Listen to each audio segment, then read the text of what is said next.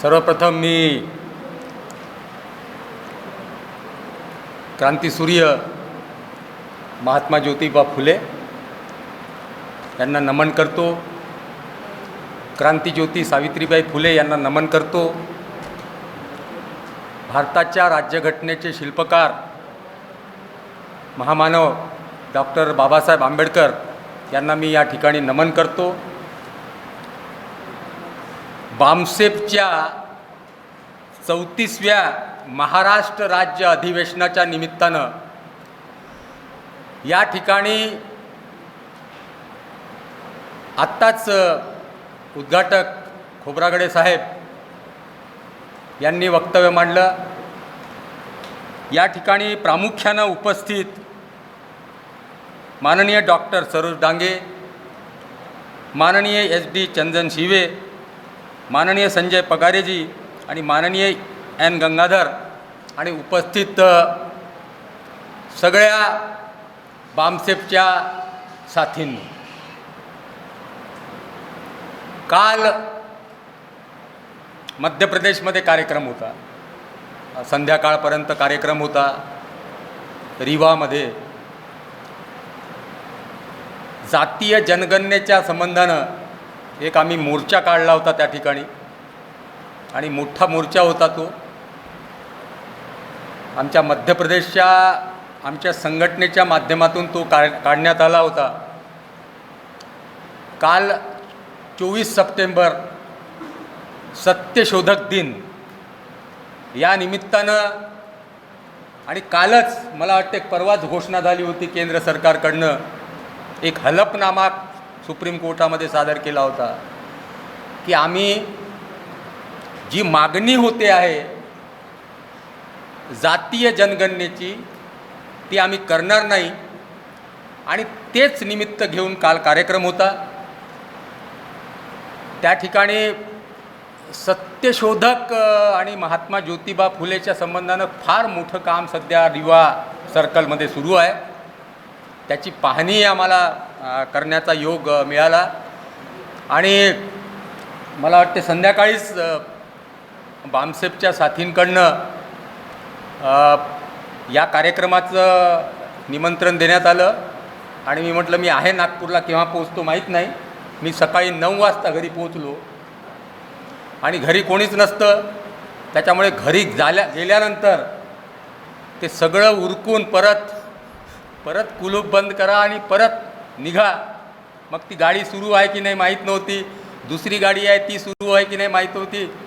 मग दोन्ही गाडी चालू पाहिल्या. मी म्हटलं की बा चला जी गॅसवर चालते ती गाडी घेऊन आलो आणि मग मधात टोल नाका पडतं ते मग ते फास्टॅग असतं आजकाल आणि ते मग फास्टॅगमध्ये घुसलो मी. ते म्हणाले की फास्टॅग आहे इथे, कॅश नाही आहे. तर मग ती रिटर्न करावी लागली गाडी आणि त्याच्यामुळे मग परत मागे जाऊन परत पुढे असं करता करता थोडा वेळ झाला.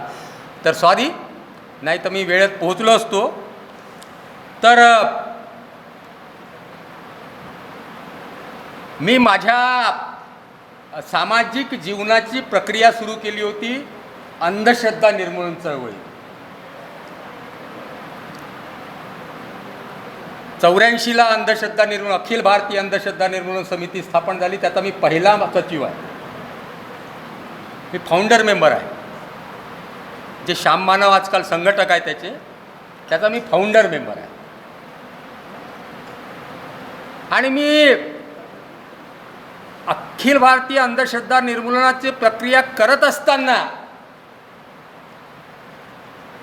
मग दरम्यानच्या काळामध्ये माझं असं लक्षात आलं की हा जो विषय आपण घेतलेला आहे अंधश्रद्धा निर्मूलनाचा विषय, तो विषय एकूण जर समाजाच्या सार्वजनिक जीवनाच्या पातळीवर जर आपण त्याच्याशी मिक्स केला नाही आणि त्या माध्यमातून जर आपण प्रक्रिया चालवली नाही तर हे वर्वांगी राहील.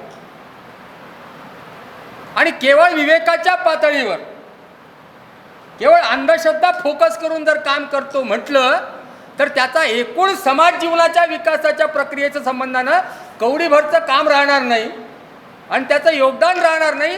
तो एखादा ज्याला म्हणतो इतिहासामध्ये ही प्रक्रिया उत्क्रांतीच्या प्रक्रियेचा भाग म्हणून आपण ते म्हणू शकतो, की त्या काळामध्ये लोक जंगलात राहत होते, संघर्ष करता करता आपल्या विवेकाने शोध लावत लावत इथपर्यंत पोहोचले. तसंच अंधश्रद्धेचा विकास कुठेतरी त्याच्यातून निर्मूलन होत होत पुढे कधीतरी संपणार आहे. मग त्या प्रक्रियेत मग दरम्यानच्या काळामध्ये रिडल्सचं प्रकरण घडलं. त्याच्याच पुढच्या काळामध्ये महात्मा ज्योतिबा फुले नावाची दुर्गंधी नावाचा एक लेख आला होता महाराष्ट्रात. आणि त्याच दरम्यान राजस्थानमध्ये हायकोर्टामध्ये मनूचा पुतळा स्थापन करण्याचा कार्यक्रम झाला. हे एक दरम्यानच्या एका बिलकुल मला वाटतं 89-90चा काळ आहे हा. 87ला पुतळा बसला जयपूरच्या हायकोर्टामध्ये, मनूचा पुतळा बसला. आणि त्याच्यानंतर मग रिडल्सचं प्रकरण आणि महात्मा ज्योतिबा फुलेंना दुर्गंधी म्हणण्याचा लेख हे. आणि त्या काळामध्ये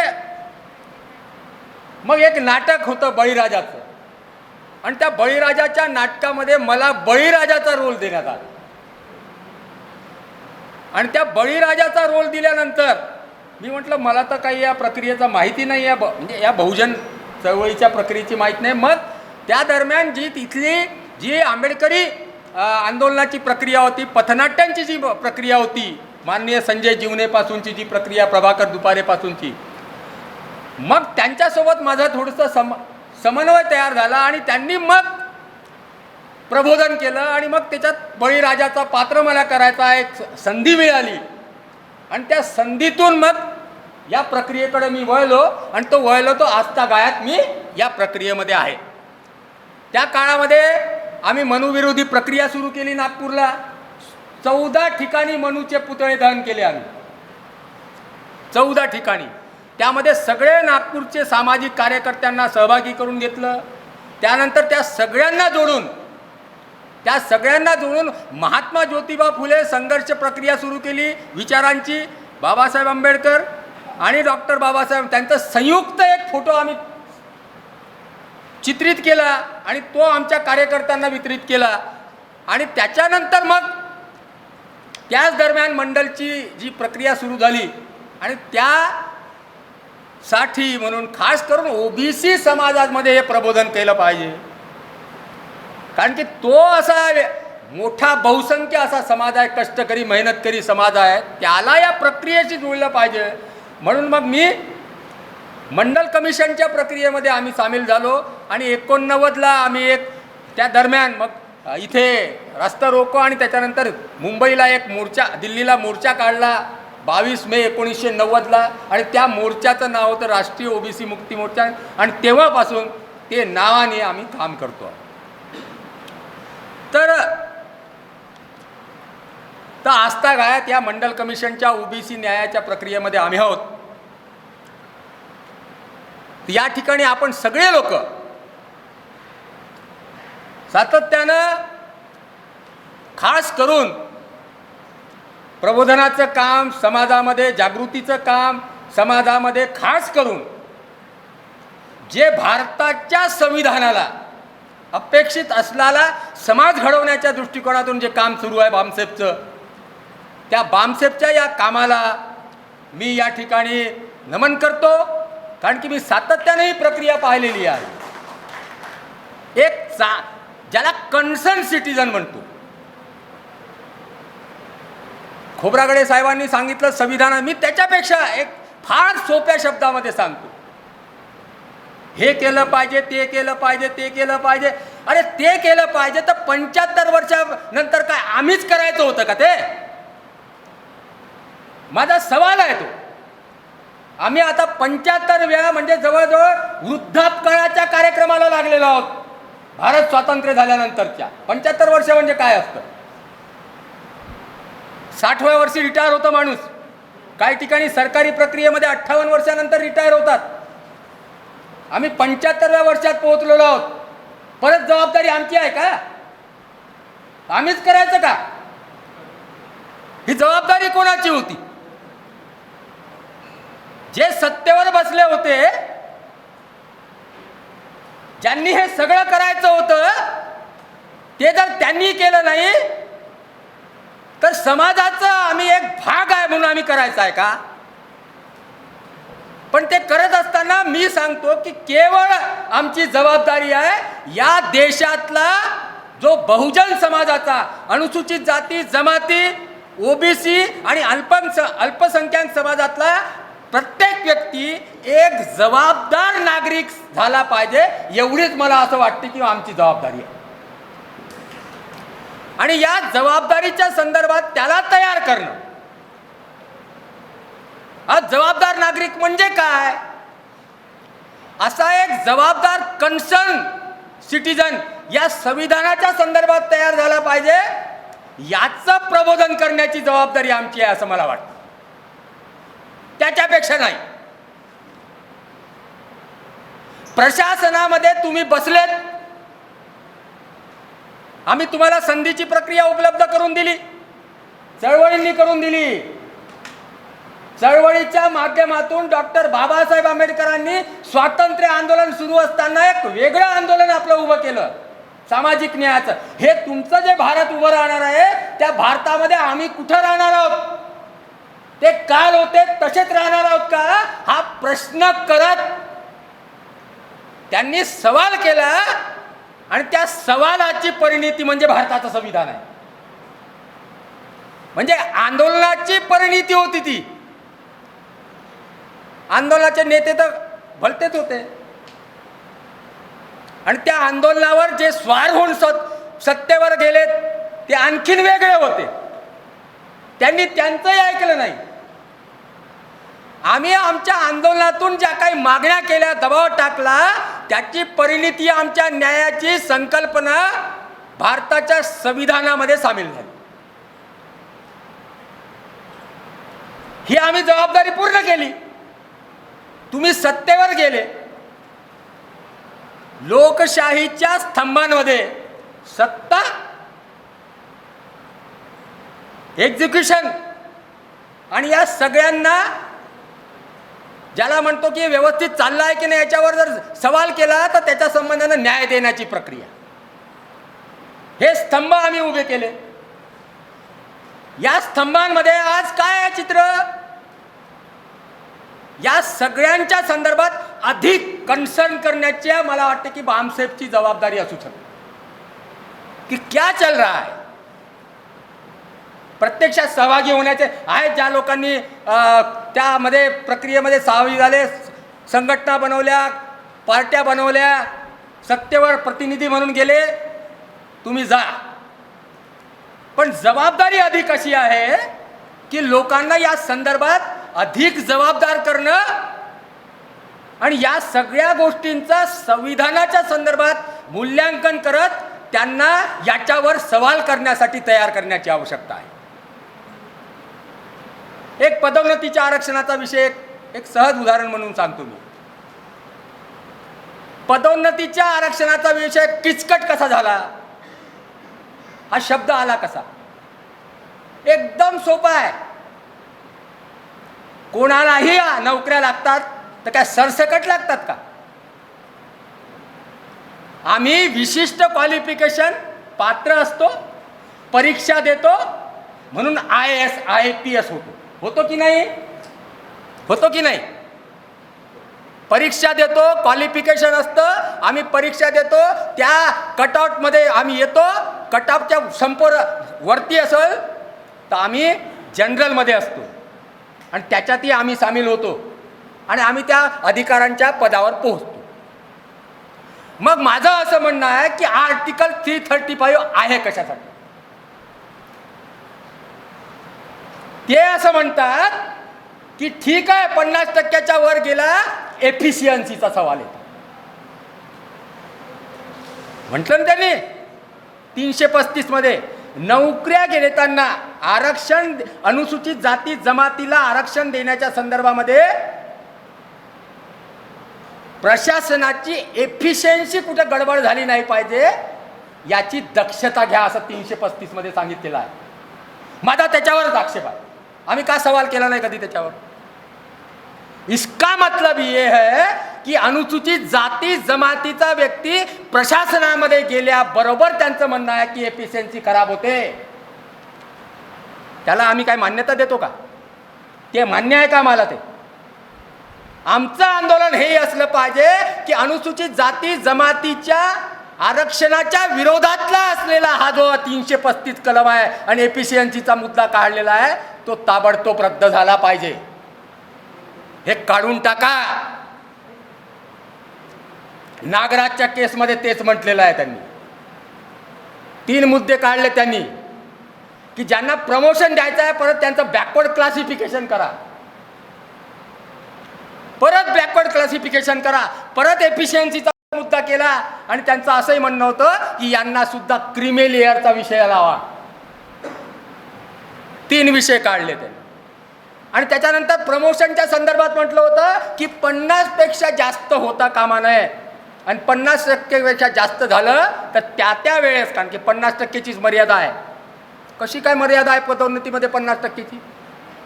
का बरं मर्यादा आहे?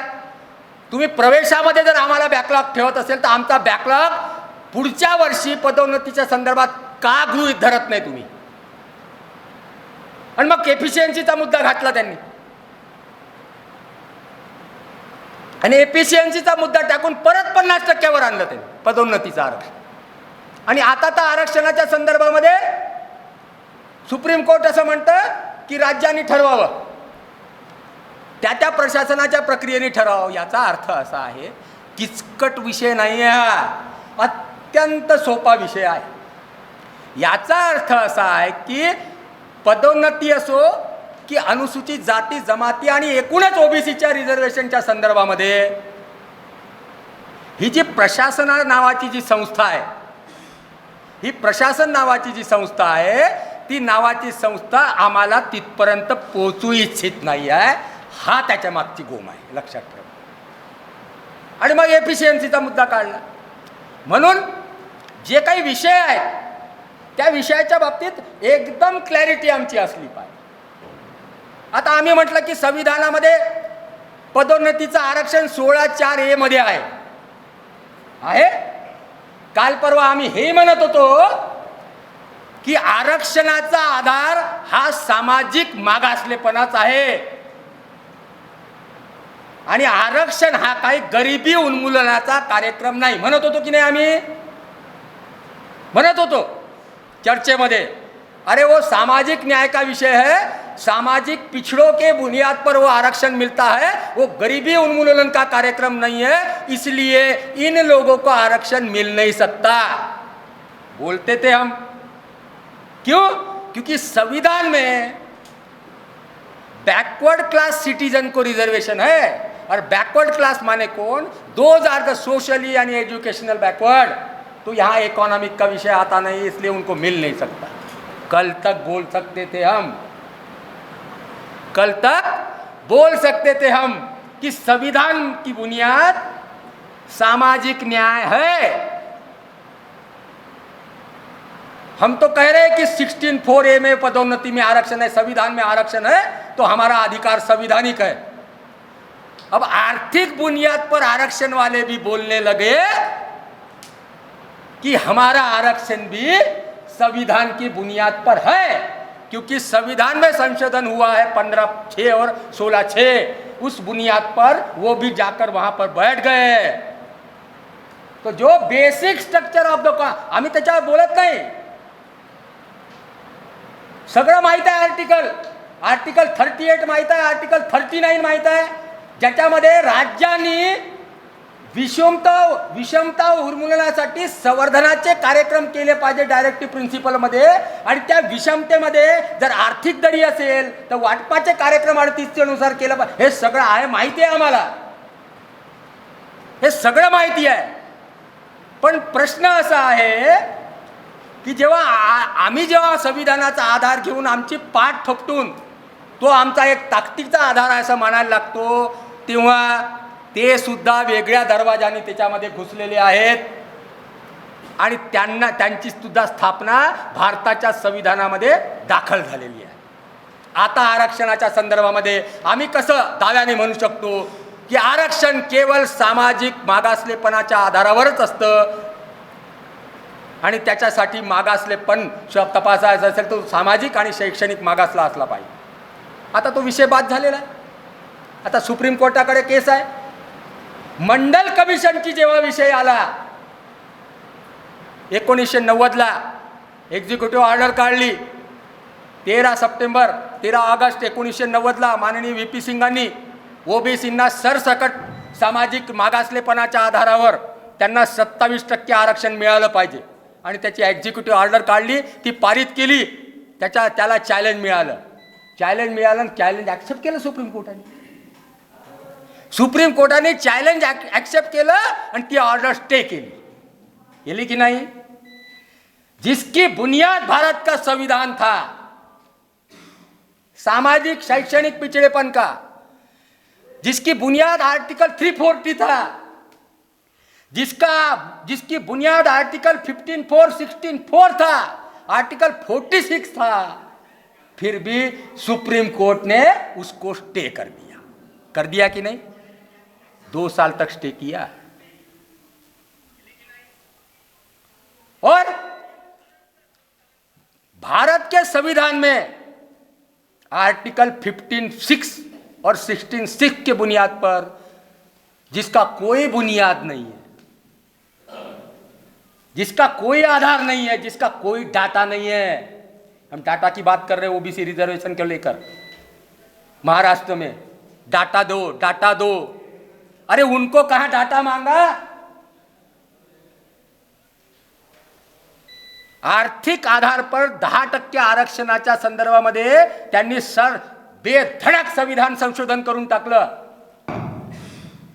आरक्षण लागू झालं, ऑर्डर निघाल्या, त्या गडचिरोलीपर्यंत पोहोचल्या. गडचिरोलीमध्ये जे आरक्षण आहे ना स्थानिक स्तरावरचं वर्ग क आणि ड मध्ये, तिथं 10% पोहोचून गेल्या आणि ओबीसी 6% होतं. ओबीसी 6% होतं, ते पोहोचून गेलं. पण कोणत्याही सुप्रीम कोर्टाने त्या ऑर्डरला स्टे केलेलं नाही. आज तक उसको स्टे नहीं है. तो बताइए, ज्या सुप्रीम कोर्टाला हे अधिकार आहेत की कायद्याचं आणि भारताच्या संविधानामध्ये ज्या काही गोष्टी आहेत त्याचं इंटरप्रिटेशन करण्याचे अधिकार आहेत त्यांना, आणि ते इंटरप्रिटेशन त्यांचं म्हणणं आहे लॉजिकली बरोबर आहे आणि ॲटिट्यूडनल बरोबर राहील आणि कायद्यानुसार एकदम सत्य असतील असे अधिकार त्यांना मिळालेले आहेत. त्या अधिकाराचा आधार घेऊन ते संविधानाच्या बाबीला सवाल करतात. कुठे जाणार आहोत? या संस्था ज्या चालू आहेत, ज्या संविधानाचा आधार घेऊन आम्ही कामाला लागलेलो आहोत. महात्मा ज्योतिबा फुलेंनी 24 सप्टेंबर 1873ला जे सत्यशोधक समाजाची निर्मिती केली होती, त्यात 3 सूत्र होते. एक सूत्र होतं विज्ञान, दुसरं सूत्र होतं ज्ञान, तिसरं सूत्र होतं व्यक्ती स्वातंत्र्य. आणि त्या 3 सूत्रांचा आधार घेऊन पुढे ज्या प्रक्रिया चालल्या, त्याच प्रक्रियेचं प्रतिबिंब भारताच्या संविधानामध्ये आहे. आणि मग ही जी चळवळ आपण पाहतो, हे जे 3 सूत्र महात्मा ज्योतिबा फुलेंनी दिलेलं आहे, ते त्याच्यातलं बहुतेक चित्र मग भारताच्या त्या मूलभूत कर्तव्यांमध्ये आहे, डायरेक्टिव्ह प्रिन्सिपलमध्ये, सगळ्यांमध्ये आहे. पण प्रश्न असा आहे की 75 वर्ष झाले हे संविधान, भारताचं स्वातंत्र्य मिळून, आणि त्याची फळं आम्ही चाकतो आहोत असं आम्ही म्हणत असताना, ज्याचा आधार घेऊन आम्ही जी फळं चाकतो आहोत त्याच्या वेगळ्या पद्धतीने वाटा तयार झालेल्या आहेत आता. आणि म्हणून आम्हा सगळ्या कार्यकर्त्यांची काय जबाबदारी आहे या संदर्भामध्ये? जर आम्ही जागृत आहोत, पण आता पुढचं पाऊल जर आम्हाला टाकायचं असेल तर आम्ही आता काय केलं पाहिजे? या सगळ्या प्रक्रिया सुरू आहेत उरफाट्या. आम्ही लागलो संविधान दिन, आम्ही लागलो संविधान प्रबोधन, आम्ही लागलेला महात्मा ज्योतिबा फुले, बाबासाहेब आंबेडकर, छत्रपती शाहू महाराजांच्या विचारांची ठिकठिकाणी पेरणी करण्याचा कार्यक्रम. आणि तिकडं उरफाटच सगळं सुरू आहे, सगळं उरफाटच सुरू आहे.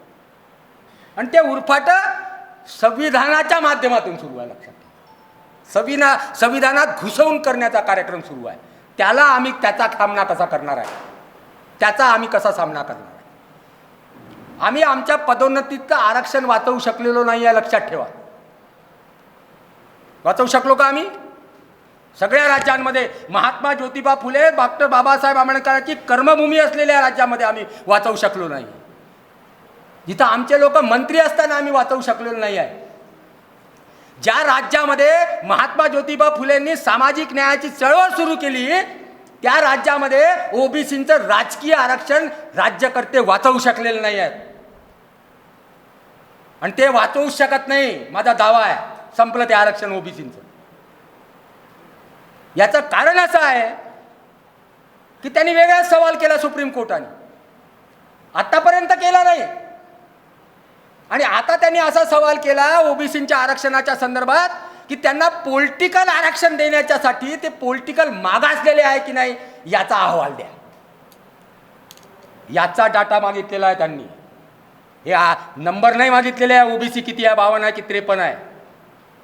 बैताळ आमचे सगळे तत्वज्ञानी राज्यातले, केंद्राकडे डाटा आहे आणि तो देत नाही आहे 2011चा. त्यांच्याकडनं डाटा मागवा. मग आमचे याही व्यासपीठावर आलेले आहेत विचारवंत, ते एक पक्षाची काय साडी पकडून त्यांच्या समर्थनामध्ये, दुसऱ्याची काडी पकडून त्यांच्या समर्थनामध्ये उतरलेले आहेत. एक म्हणते केंद्र सरकार मजबूर है उसके कारण हो रहा है, एक म्हणतात राज्य सरकार की मजबूरी है इसके कारण नहीं हो रहा है. बेसिक सवाल त्यांनी केलेला आहे सुप्रीम कोर्टाने,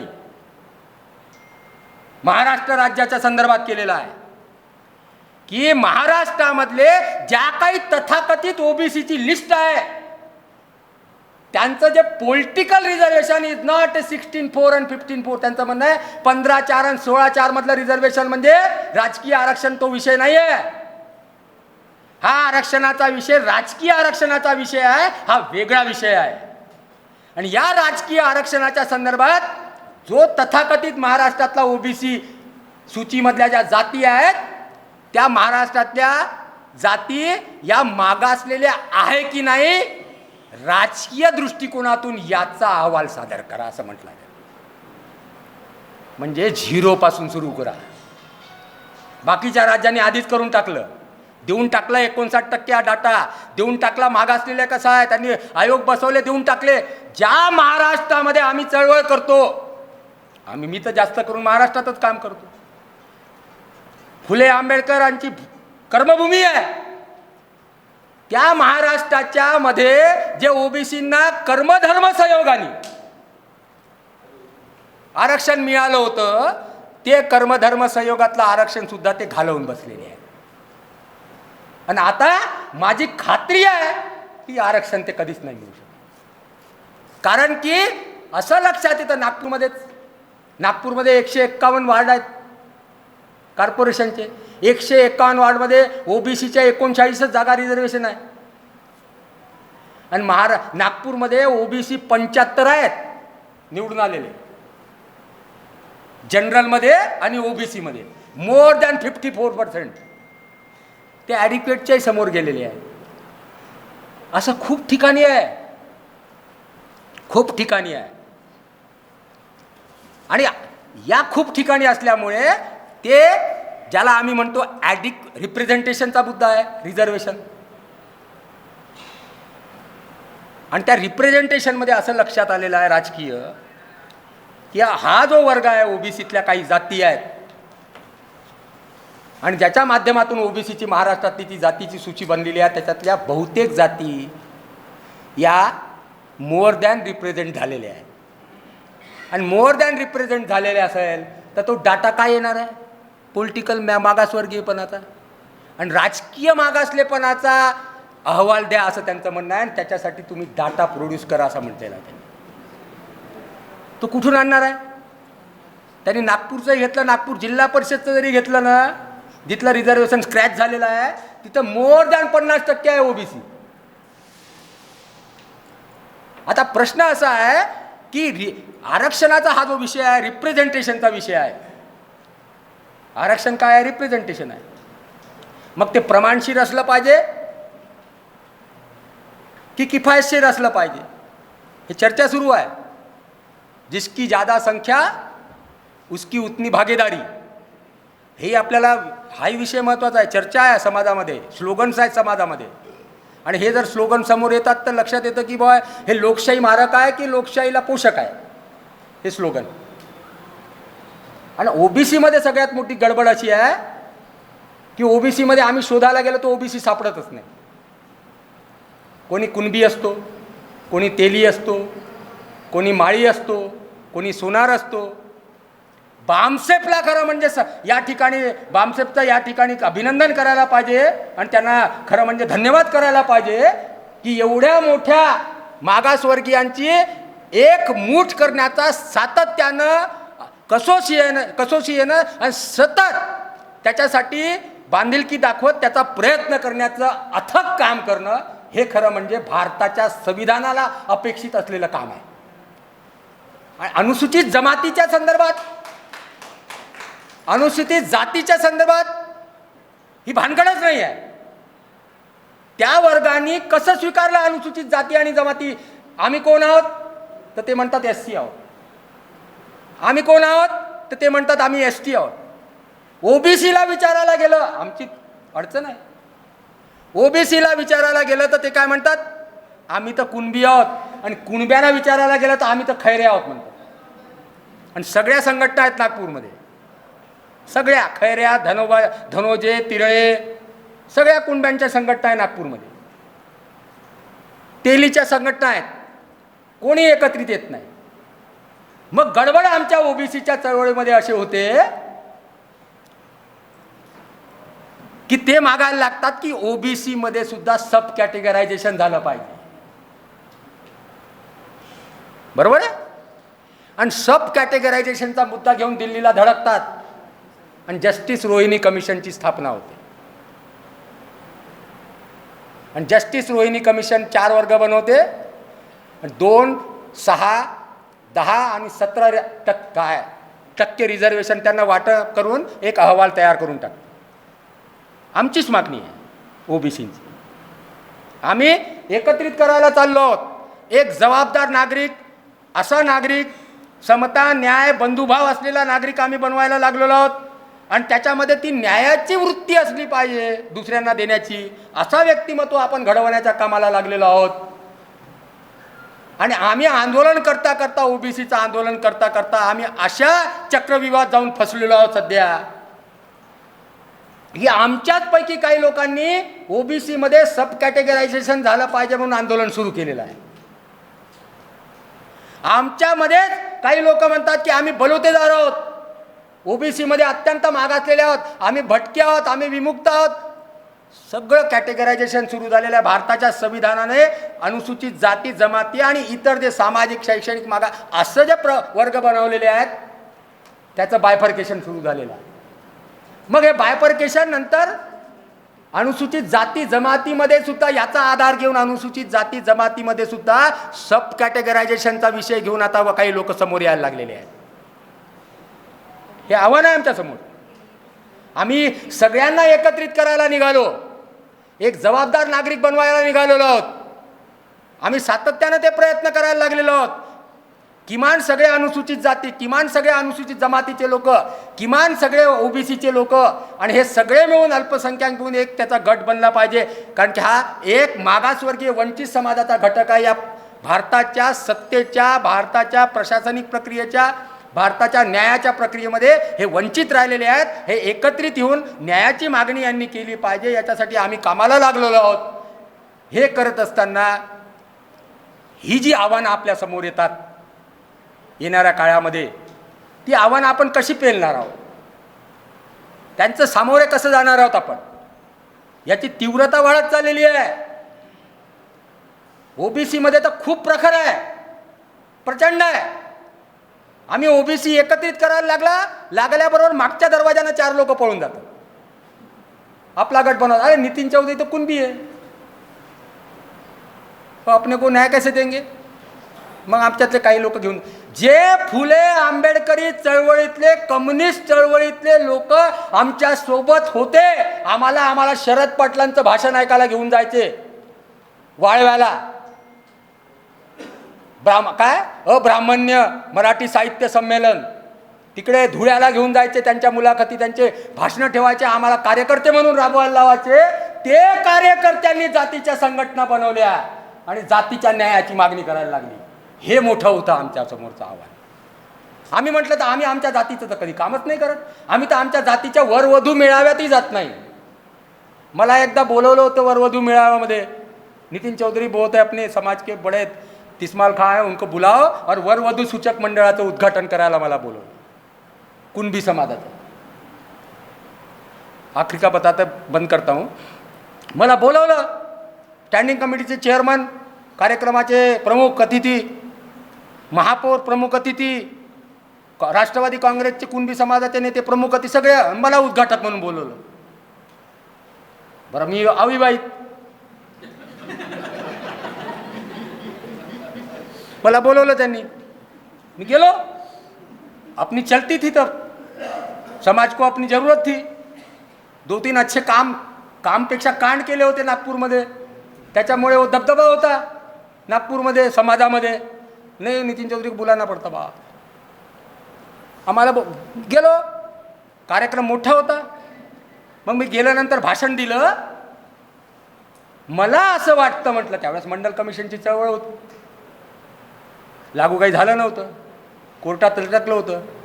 मग मी म्हटलं त्यांना की मला असं वाटतं की आमच्या वरवधू सूचक मंडळामध्ये कोणत्याही मुलांनी कुणबी समाजाच्या आणि कोणत्याही मुलींनी कुणबी समाजाच्या नाव नोंदणी करू नये.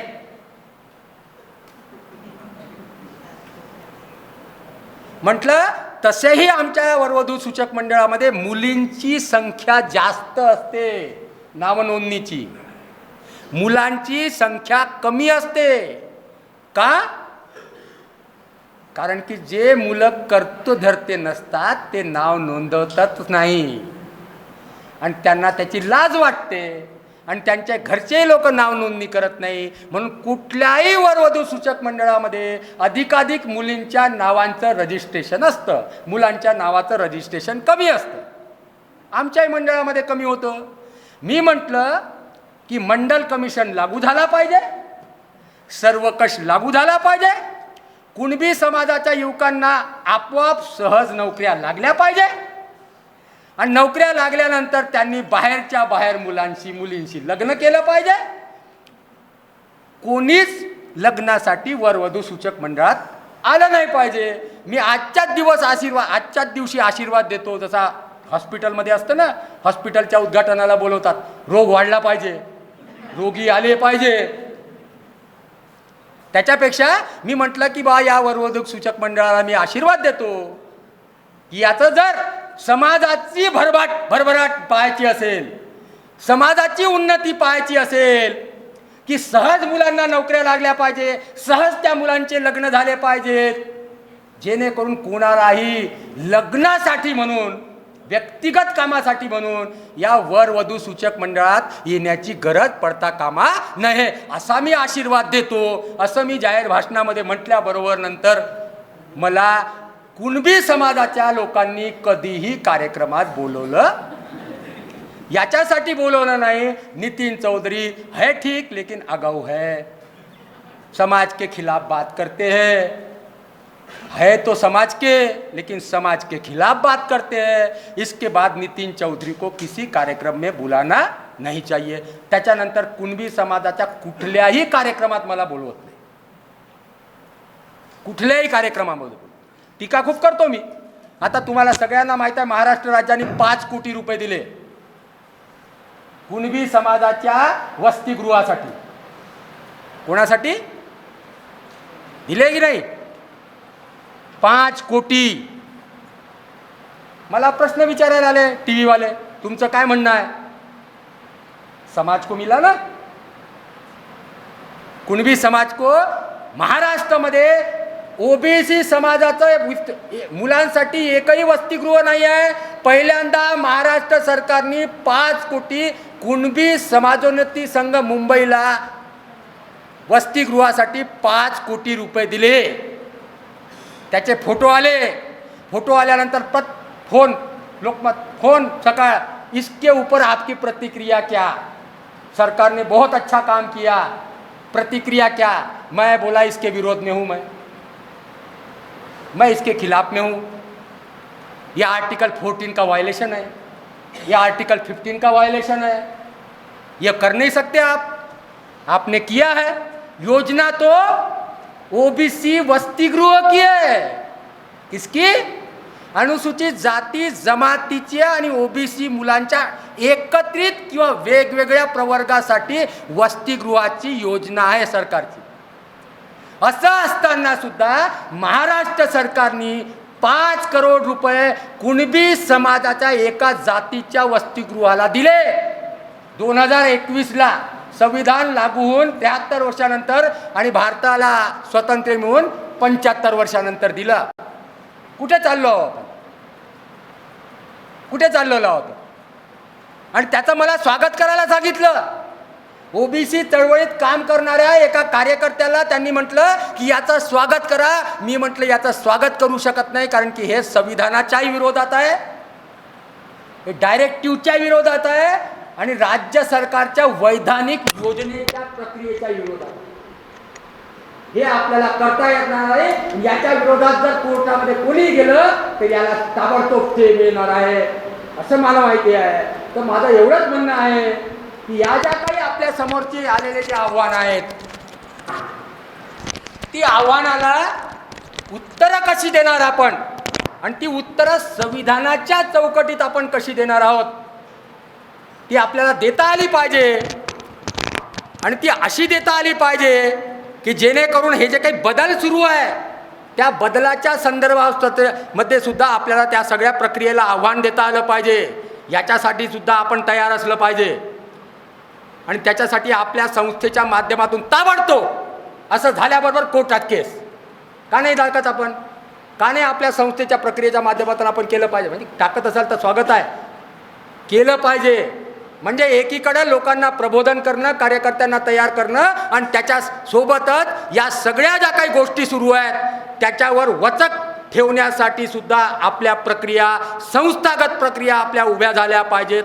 तरच ही सगळी आव्हानं आपण पेलण्यासाठी आजच्या 21व्या शतकामध्ये जे काही वाटचाल सुरू आहे देशाची, त्या संदर्भात आपण तयार होऊ असं मला वाटतं। बामसेफनी या 34व्या महाराष्ट्र राज्य अधिवेशनामध्ये या ठिकाणी प्रबोधनाच्या या शिबिरामध्ये मला तुमच्यासोबत संवाद साधण्याचा या ठिकाणी संधी दिली, त्याच्यासाठी मी आपल्या सगळ्यांचं या ठिकाणी धन्यवाद व्यक्त करतो। आपण माझं बोलणं ऐकून घेतलं त्याच्यासाठी मी धन्यवाद। मी पठडीतला त्या प्रक्रियेतला मांडणी करत नाही, मी अनुभवाची मांडणी करण्याचा प्रयत्न करतो, कारण की मी कार्यकर्ता आहे, मी समाजामध्ये काम करत असतो सातत्यानं। मला वाटते की 84 पासून मी कामाला सुरुवात केली सामाजिक न्यायाच्या, आणि मला वाटते की जवळजवळ 35 वर्ष झाले या सगळ्या प्रक्रियेमध्ये आहे मी, आणि तिथे आहेत एक स्तंभ म्हणून काम करतो।